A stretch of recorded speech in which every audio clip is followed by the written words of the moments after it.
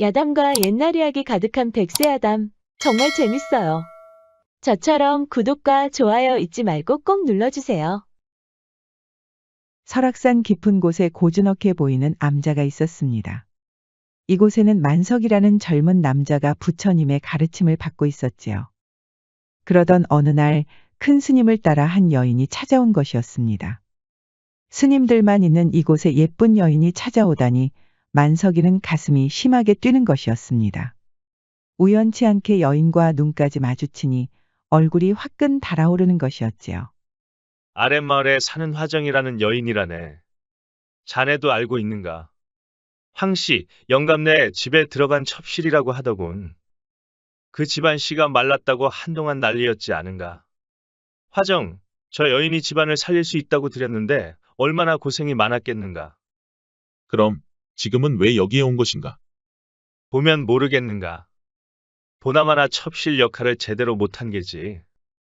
만석이의 친구는 그렇게 혀를 끌끌 차고 돌아갔습니다. 만석이는 화정이가 지나갈 때마다 몰래 고개를 돌려 쳐다보곤 하였지요. 처음에는 수줍어하는 화정이 가련해 보였답니다. 그런데 언제부턴가 화정이도 천천히 고개를 돌리며 만석이를 쳐다보는 것이었습니다. 만석이는 놀라서 서둘러 방으로 뛰어들어갔지요. 갑자기 저렇게 쳐다보다니. 심장이 다 터질 것만 같구나. 생각해보면 기회가 될 때마다 쳐다본 건 만석이었습니다. 화정이는 그런 만석이가 이상해서 쳐다본 것일 수도 있지요. 부처님의 가르침이 역시 부족하였구나. 기회가 된다면 꼭 용서를 빌어야겠다. 만석이는 그렇게 하루 종일 부처님의 가르침에 열중하였답니다. 하지만 만석이는 해만 떨어지면 화정이 있는 방을 지나다녔습니다. 처음에는 소피가 마려웠지만 화정이 있는 방이라는 것을 의식하고 계속 밖을 나오는 것이었지요.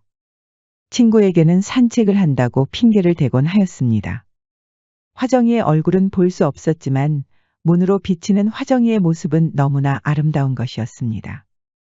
그럴 때마다 만석이는 부처님에게 죄를 짓는 것 같았지만 화정이 자꾸 생각나는 건 어쩔 수 없었지요.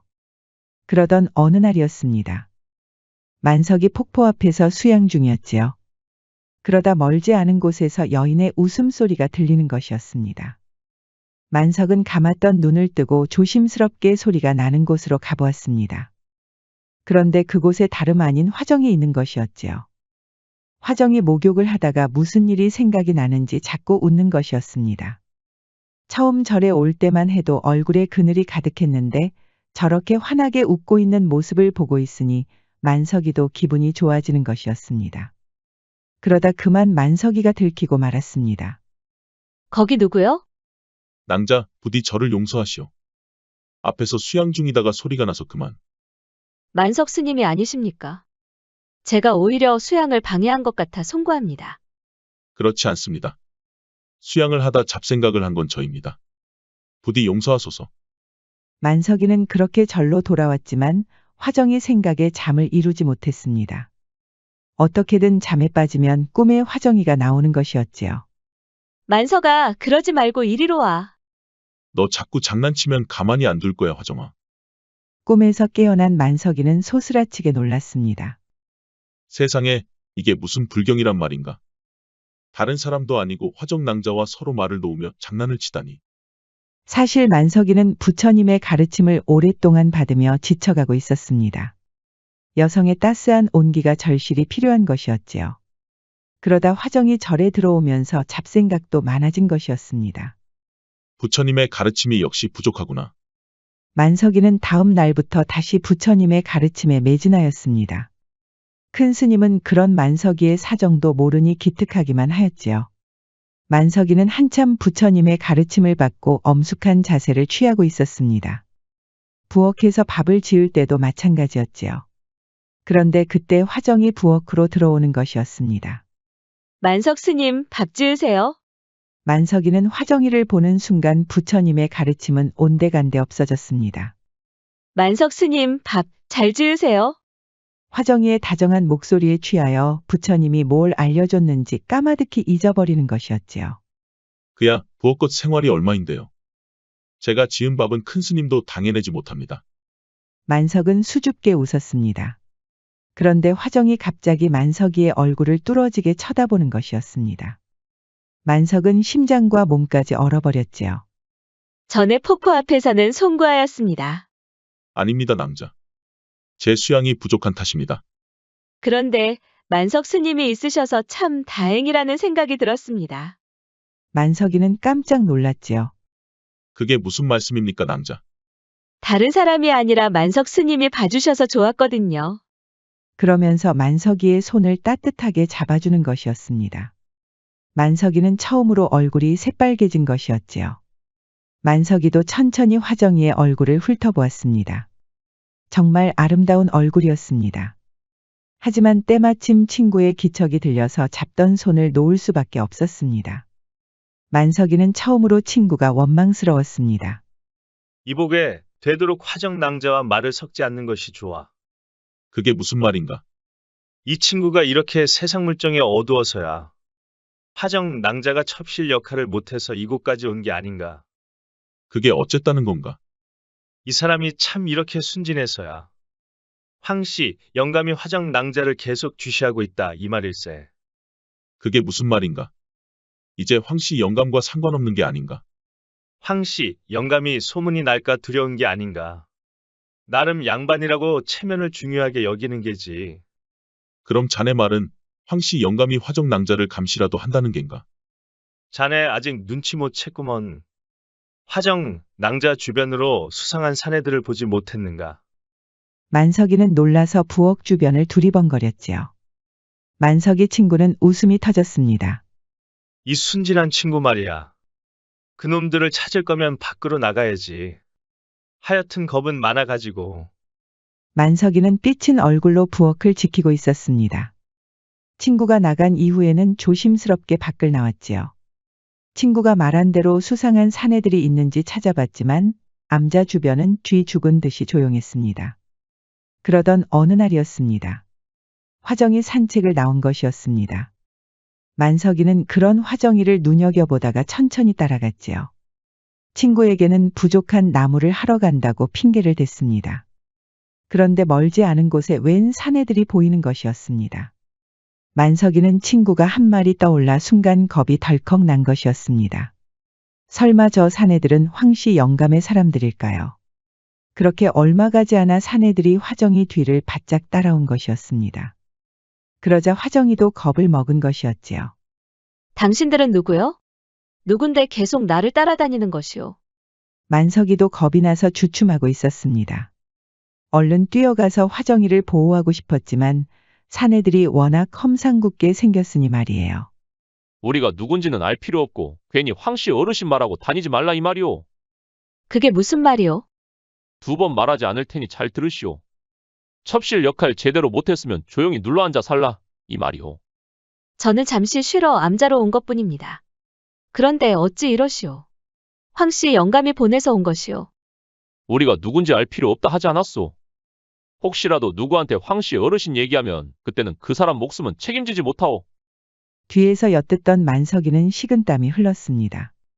친구가 한 말이 모두 사실인 것이었지요. 그런데 사내들 중에 한 사람이 화정이에게 다가가는 것이었습니다. 한 걸음만 오면 소리칠 것이오. 여기는 암자 달랑 하나 있을 뿐인데 누가 오겠소. 그러지 말고 우리 심심한 사내들을 위해 그 따스한 손길을 내어주지 않겠소. 그러자 만석이는 죽을 힘을 다해 화정이에게 달려갔습니다. 사내들은 갑자기 스님이 달려드니 적잖이 당황한 것이었지요. 이게 무슨 짓들이요? 당장 물러나지 않으면 큰 스님에게 모두 말하겠소. 힘 꽤나 쓰는 사내들이었지만 스님을 건드릴 수는 없는 노릇이었습니다. 화정이에게 다가갔던 사내는 피식 웃고는 뒤로 물러서는 것이었습니다. 분명히 경고하였소. 그게 누구든지 목숨이 위험할 것이오. 사내들은 떠나면서 만석이를 무섭게 노려보는 것이었습니다. 황씨 영감에 대해 아는 사람은 스님도 가만히 두지 않겠다는 경고였지요. 눈치를 챈 만석이도 겁이 났는지 침을 꿀꺽 삼키는 것이었습니다. 만석 스님이 아니십니까? 어찌 여기를 오셨습니까? 낭자는 괜찮으시오. 저는 보시다시피 괜찮습니다만 어찌 만석 스님께서 여기를 혹시 저를 따라오신 겁니까? 만석이는 앞불싸하더니 불이 나게 도망치는 것이 아니겠어요. 화정이는 그런 만석 스님이 너무나 웃긴 것이었습니다. 그날 밤에 만석이는 도저히 잠을 이루지 못했습니다. 화정이한테 아무런 변명도 하지 못하고 도망쳐 나왔으니까요. 잠이 통 오지 않은 만석이는 누군가 밖에서 어슬렁거리는 것 같아서 신경이 쓰였습니다. 괜히 이마에 땀이 줄줄 흐르는 것이었지요. 혹시나 그 무서운 사내들이 쳐들어온 것은 아닌지 두려운 것이었습니다. 만석이는 조심히 일어나서 문을 열어보았습니다. 그런데 세상에 화정이 서 있는 것이 아니겠어요. 만석은 돌부처처럼 굳어버렸고 화정이 조심스럽게 방으로 들어오는 것이었습니다. 낭자가 여기에 무슨 일로 오셨습니까? 만석 스님이 걱정이 돼서 이렇게 왔습니다. 아까 전에 아무런 말씀도 안 하시고 가셔서. 만석이는 얼굴이 화끈 달아올랐지요. 송구합니다, 낭자. 일부러 따라간 것은 아닙니다. 저 역시 주변에서 황씨 영감에 대해서 들은 바가 있어서요. 역시 그러셨군요. 사실 절에 들어올 때부터 황씨 영감의 사람들이 따라올 줄 알았습니다.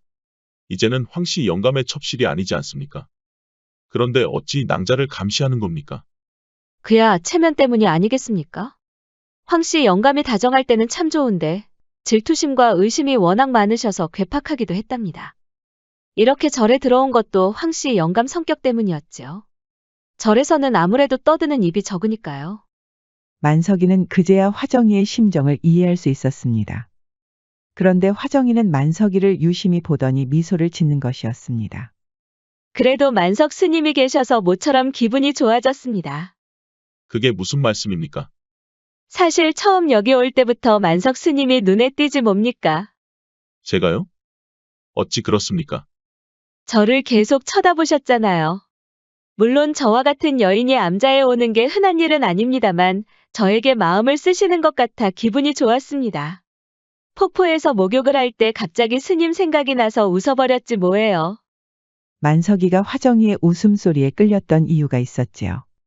그런데 하필 만석 스님이 그때 나타나실 줄은 꿈에도 몰랐습니다. 그러면서 화정이 수줍게 웃는 것이었습니다. 만석이 역시 얼굴이 뜨겁게 달아오르는 것이었지요. 만석 스님, 송구하오나 부탁 하나 드려도 될런지요? 말씀하십시오. 부처님의 가르침을 받는다고 왔으나 밤만 되면 한 송이의 벚꽃처럼 외롭기 그지없습니다. 시간이 되신다면 조용히 스님을 뵙고 싶습니다. 덕담을 듣고 싶은데 괜찮습니까? 만석이는 깜짝 놀랐지요. 화정이는 지금 몰래 밤마다 만석이를 만나고 싶다는 것이었습니다. 만석이는 들끓는 애정을 감당하기가 힘들었지요. 당장이라도 화정이를 품에 안기고 싶었답니다. 그럼 허락하신 것으로 알고 가보겠습니다, 스님. 화정이는 그렇게 떠났고 만석이는 넋을 놓고 문 앞에 앉아 있었습니다. 오늘따라 선선한 바람이 만석이의 머리를 개운하게 만드는 것이었지요. 그날 이후로 만석이는 오직 해가 떨어지기를 기다렸습니다. 부엌에서 밥을 지을 때도 화정이 얼굴이 자꾸 아른거리는 것이었습니다. 만석이는 밤이 되자 천천히 방을 나왔습니다. 그리고는 주변을 두리번거리더니 화정의 방까지 찾아왔지요. 문에 비친 화정의 그림자만 봐도 심장이 두근거렸습니다. 만석이는 화정의 방에 들어가기 전에 부처님께 용서를 구하였지요. 낭자, 이렇게 들어오면 안 된다는 것을 알고도 죽을 죄를 지었습니다. 어찌 이러십니까, 스님? 저는 스님께서 찾아주셔서 너무나 감복할 따름입니다. 그러니 부디 저에게 용서를 구하지 마셔요. 만석이는 결국 화정을 끌어안았답니다. 이런 불경이 있을까 싶어 눈물이 나는 것 같았습니다. 하지만 화정이를 품지 않으면 도저히 살아갈 수 없을 것 같았습니다. 그렇게 밤을 보낸 만석이는 죄책감에 빠져서 더는 암자에 있을 수가 없었지요. 화정이도 만석이의 마음을 알고 이렇게 말하였습니다. 우리 여기서 벗어나서 살아요. 황씨 영감 사람들에게 감시받는 것도 이제는 지쳤습니다. 저 역시 더는 못 버티겠습니다. 저는 이미 큰 스님을 볼 면목이 없습니다. 같이 여기를 떠납시다. 같이 떠나는 것은 아무래도 무리입니다, 스님. 황씨 영감 사람들한테 걸리면 스님도 무사하지 못하니까요. 그러니 제가 먼저 떠난 다음에 스님께서 그 뒤를 따라오시지요. 만석이와 화정이는 암자에서 멀리 떨어진 초가집에서 만나기로 했습니다. 둘이 함께 있으면 더 위험할 수도 있으니까요. 해가 떨어지자 화정이 먼저 짐을 챙기고 떠났습니다. 만석이는 해가 뜨면 곧장 따라갈 작정이었습니다. 그런데 일어나 보니 맑은 하늘에 갑자기 눈이 내리는 것이었습니다. 겨울이 오기도 전에 눈이 내리는 건 아무래도 이상했지요. 하지만 만석이는 화정이 기다리고 있다는 생각에 날씨 생각은 전혀 하지 못했습니다. 급하게 승낭을 메고 걸음을 서둘렀지요. 만석이는 숲속을 지나갈 무렵에 하늘을 쳐다보았습니다. 생각보다 눈이 많이 오는구나. 눈은 계속 쌓이면서 만석이의 눈까지 가리는 것이었습니다. 나중에는 눈이 첩첩이 쌓여서 제대로 걸을 수 없을 정도였지요. 만석이는 그제야 눈이 내리는 게 심상치 않았습니다. 이게 무슨 일이란 말인가? 어찌 이렇게 눈이 많이 내린단 말이냐? 만석이는 서둘러 발걸음을 옮겼지만 눈은 쉴 새 없이 내렸습니다. 좀처럼 멈추지 않을 것 같던 눈은 이제 폭설처럼 쏟아지는 것이었지요. 결국 만석이는 산길을 내려가다가 미끄러졌고 머리를 다치면서 정신을 잃었답니다. 만석이는 화정이를 부르며 깨어났습니다. 이복에 정신이 좀 드는가? 만석이는 어리둥절하였습니다. 이 사람아, 어디를 그리 급하게 갔단 말인가? 지금 밖은 폭설로 난리도 아닐세. 만석이는 얼른 문부터 열어젖혔습니다. 친구가 말한 대로 폭설로 세상이 모두 하얀 것이었습니다. 만석이는 화정이를 부르며 나가려고 하였습니다. 이복에, 지금 제정신인가? 자네 머리를 다쳐서 좀 쉬어야 한단 말일세. 지나가는 나그네가 자네를 발견했으니 망정이지. 화정 낭자를 만나러 가야 하네. 아니지, 화정 낭자를 구하러 가야 해. 그게 무슨 말인가? 화정 낭자가 어디 있다고 그러는 건가? 사정을 들은 친구는 혀를 끌끌 찼습니다. 이 친구 정말 순진하구먼. 화정 낭자가 그 초가집에 계속 있겠는가? 이런 폭설이라면 벌써 마을로 떠났을 게야. 게다가 자네는 폭설 때문에 거기로 가지도 못해. 만석이는 고개를 들 수가 없었습니다. 하지만 만석이의 친구는 모두 이해할 수 있었지요. 큰 스님한테는 아무 말도 안 날 테니까 걱정 말게나. 그것보다 마음이나 추스르게. 여인을 품었으니 부처님 말씀이 귀에 들어올 리가 있겠는가. 만석이는 폭설이 그치자 바로 초가집으로 향했습니다. 초가집에는 아무도 없었지만 작은 종이 조각이 있었습니다. 스님의 은덕으로 조용히 저를 떠날 수 있었습니다. 저 역시 스님처럼 마음을 흘리면 안 되는 것인데 정말 죽을 죄를 지었습니다. 저는 멀리 떨어진 곳에서 터전을 다시 마련하도록 하겠습니다. 스님 꼭 성불하셔요. 만석이는 눈물을 머금고 종이 조각을 움켜쥐는 것이었습니다. 내가 어리석게도 불경을 하였구나. 만석이는 다시 수행에 매진하였습니다. 큰 스님은 역시 그런 사정도 모르고 만석이를 기특히 여기는 것이었지요. 그러던 어느 날이었습니다. 만석이가 길거리를 걷는 중에 쓰러져 있는 아이를 발견한 것이었습니다. 사람들은 모두 아이를 보고 수군거리고 있었지요. 알고 보니 아이의 엄마가 암자에 가려고 했다는 것입니다. 아이와 함께 부처님의 가르침을 받는다는 것이었지요. 만석이는 아이의 사연을 듣고 놀라는 것이었습니다. 아이야, 너 이름이 뭐니? 저는 정한이라고 합니다. 정한이라. 너의 얼굴을 보고 있으니 정도 많고 한도 많아 보이는구나. 그거 참 신기하구나. 어머니는 어디 계시니? 어머니는 돌아가셨습니다. 만석이는 아이의 슬픈 눈 때문에 더는 물어보지 못하였습니다. 어머니를 따라 암자로 가려고 했다고 하였지. 이 스님을 믿고 따라오면 부처님에게 큰 가르침을 받을 수 있을 것이다. 따라오겠느냐? 맛있는 것도 많이 주시나요? 만석이는 모처럼 웃을 수 있었습니다. 그동안 수행을 하느라 심신이 지친 상태였는데 이렇게 순박한 아이를 보고 있자니 마음이 다 편안해지는 것이었습니다. 그렇게 아이는 만석이를 따라 동자가 되었습니다. 정한이는 한참 호기심이 많은 나이였지요. 사실 부처님의 가르침보다는 암자를 돌아다니는 강아지에게 더 관심이 많았습니다. 만석이는 강아지와 장난을 치고 있는 정한이만 보면 마음이 다 녹아내리는 것 같았답니다. 아무래도 쌀을 가지러 아랫동네에 가야겠다. 쌀이 부족합니까, 스님? 걱정하지 말거라. 하루면 될 것 같으니 그동안 부처님에게 매일 절을 올리거라. 만석이는 정한이를 보면서 신기했습니다. 이상하게 정한이가 만석이의 아들 같았지요. 처음부터 나무아미타불도 잘하더니 언젠가는 만석이를 아버지처럼 따르는 것이었습니다. 그럴 때마다 만석이는 정한이를 더 엄격하게 키웠지요. 그렇게 만석이는 아랫 동네에 가서 동냥을 하였습니다. 인심 좋은 동네는 만석이에게 부담 없이 쌀을 나눠주었습니다. 암자로 떠날 때는 시장에 들러 쌀튀밥과 조청 튀밥을 사는 것이었지요. 이 정도면 우리 정한이가 맛있게 먹겠지. 그렇게 암자로 다시 떠나려는데 갑자기 눈이 내리는 것이었습니다. 겨울이 오기도 전에 눈이 내리는 건 역시 이상하였지요. 만석이는 심상치 않았습니다.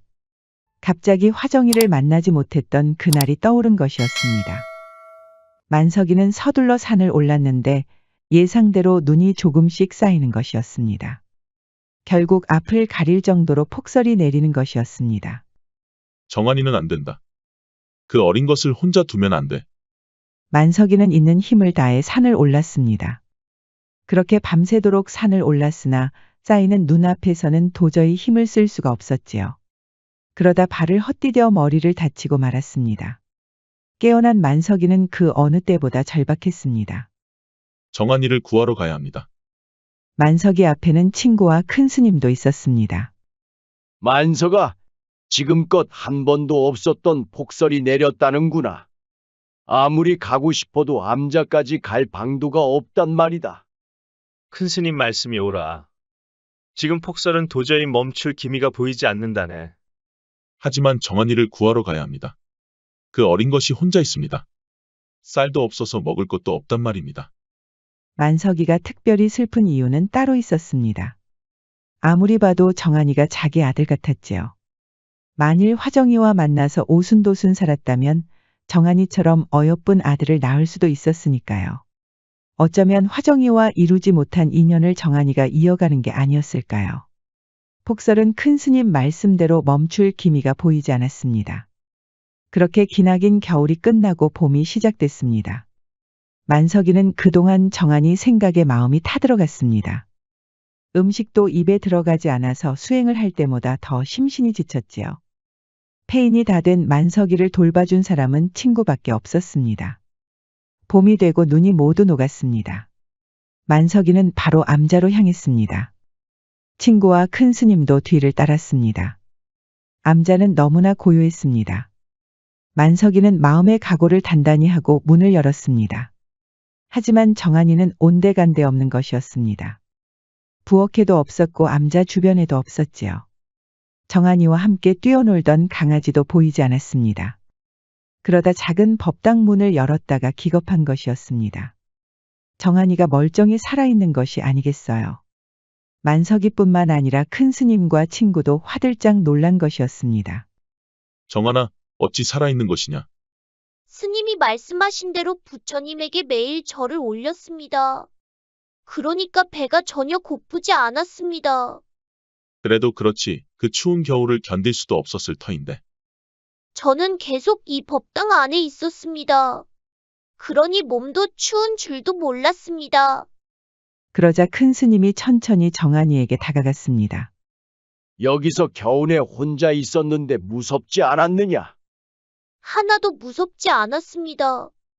관세음 보살께서 먹을 것을 주셨으니까요.